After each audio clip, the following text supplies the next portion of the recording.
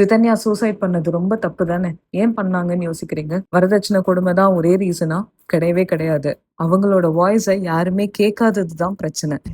கேக்குற எல்லாருமே சகிச்சு போ, வாழ்க்கை இப்படிதான் இருக்கும், இன்னும் பார்க்க வேண்டியது நிறைய இருக்குன்னு தான் சொல்றாங்களே தவிர நான் எவ்வளவு பாதிக்கப்பட்டிருக்கேன்னு யாருமே புரிஞ்சுக்க மாட்டேங்கிறாங்க. கல்யாணம்னா ஸ்டார்டிங்ல இப்படிதான் இருக்கும். அப்புறம் போக போக இதெல்லாம் சரியாயிடும். இதுக்கப்புறம் நீ பார்க்க வேண்டியது நிறைய இருக்கு. இதெல்லாம் ஒண்ணும் இல்ல. இதெல்லாம் நீ சமாளிச்சிடுவ. இதை பண்ணிடுவ, அதை பண்ணிடுவேன்னு சொல்லி எல்லாருமே ஈஸியா பேசிடுறாங்க. பட் அந்த சுச்சுவேஷன்ல இருக்கவங்களுக்கு தான் தெரியும் அது எவ்வளவு கஷ்டமா இருக்குன்னு. ஒவ்வொருத்தரும் இறந்து இறந்து இதை நிரூபிக்க முடியுமா? வீட்டுல இருக்கிற ஒரு கொஞ்சம் பேர், நம்மள சுத்தி இருக்கிறவங்க, அட்ரஸ் பண்றவங்க, இவங்க யார்கிட்ட எல்லாம் பேசுறாங்களோ அட்லீஸ்ட் அவங்க இதை நார்மலைஸ் பண்ணாதீங்களேன். இது வந்து ரொம்ப நார்மலான விஷயம் அப்படிங்கிற மாதிரி பேச வேண்டாம். இதெல்லாம் இதுதான் கல்ச்சர். இப்படி எல்லாம் நீங்க பேச பேச பயம் அதிகமாயிடுங்க.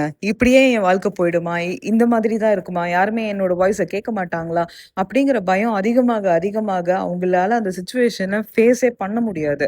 அப்படி ஃபேஸ் பண்ண முடியாம இருக்கிறப்ப இந்த ப்ரெஷர் கண்டினியூஸா இன்க்ரீஸ் ஆகிற போது அதனால யாருக்கு என்ன பிரயோஜனம்? அதுவும் இல்லாம நம்ம இந்தியால இருக்கும்போது அம்மா அப்பாவோட மரியாதை கல்யாணத்துல தான் இருக்கு அப்படின்னு நினைக்கிற இந்த சமுதாயம் இருக்கு இல்லையா, இது ரொம்ப ரொம்ப இன்னும் மோசங்க. அம்மா அப்பாவை வந்து நான் சந்தோஷமா வச்சுக்கணுங்கிறதுக்காக நான் சாக முடியுமா? பிடிக்காத ஒரு இடத்துல வாழதான் முடியுமா? சப்போஸ் இந்த மேரேஜ் எல்லாம் விட்டு நான் வெளியே வந்துட்டேன்னா எங்க அம்மா அப்பா கூட நான் இருக்கிறத அவங்களே அவமானமா ஃபீல் பண்ணிட்டா நான் என்ன பண்றது?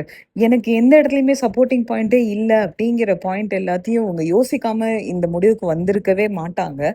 யாருமே இத அவங்களோட ஆள் மனசுல இருந்த ஒரு அவ்வளோ பெரிய பெயின். ஸோ அவ்வளோ ஈஸியா வந்து சூசைட் பண்றதும் ஈஸியா கிடையாதுங்க. அந்த மொமெண்ட்ல வந்து இது எல்லாம் யோசிக்கும் போது எந்த பாசிபிலிட்டிஸும் எனக்கு இல்லை அப்படின்னு அவங்க ரொம்ப தீர்க்கமா நம்புறதுனாலதான் வந்து அந்த முடிவுக்கே அந்த முடிவை அவங்க எடுக்கிறதுக்கு இந்த சமுதாயமும் நீங்களும் நானும் தான் அவங்கள அந்த இடத்துக்கு தள்ளுறோம். தயவு செஞ்சு கல்யாணத்துலயோ இல்ல குழந்தை பெத்துக்கிறதுலயோ இல்ல ஆபீஸ் போறது இல்ல ஸ்கூல் ஸ்டூடெண்ட்ஸா இருக்கட்டும் மார்க்கை பத்தி பேசுறதையோ இது எல்லாம் பேசுறதை நம்ம நிறுத்தினா மட்டும்தாங்க சூசைடை நிறுத்த முடியும். ரீசன் ஒன்னே ஒண்ணுதான், இது எல்லாத்தையும் இந்த டைம் லைனுக்குள்ள நம்ம பண்ணணுங்கிற ப்ரெஷரை நம்ம எல்லாருக்கும் கிரியேட் பண்றோம். இன்டைரக்டா அம்மா அப்பா வந்து இந்த விஷயத்த நான் என் குழந்தைக்கு இந்த டைம்குள்ள பண்ணணும், இந்த டைம்குள்ள பண்ணணும், இவ்வளோ பேர் வந்து பார்க்கணும், இவ்வளோ பேர் மதிக்கணும், யாரும் சொல்ற மாதிரி என் லைஃப் ஆயிடக்கூடாது, இந்த மாதிரி ப்ரெஷர் எல்லாத்தையும் அவங்க வீட்டுக்குள்ள சொல்லி சொல்லி சொல்லி அந்த பசங்களோட மைண்ட்ல இதெல்லாம் எங்க அம்மா அப்பாவுக்கு அவமானத்தை கொடுக்கும் அப்படின்னு அவங்களா நினைக்கிறதுனால தான் அவங்களால எங்கேயுமே வாய்ஸ் அவுட் பண்ண முடியல. எந்த இடத்துலயுமே அவங்களோட வாய்ஸ் கேட்கப்படவே இல்லை.